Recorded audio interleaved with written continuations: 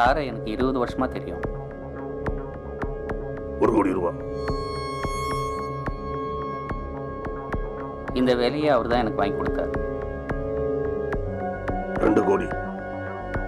அவர் எனக்கு அண்ணன் மாதிரி. 5 கோடி ரூபா.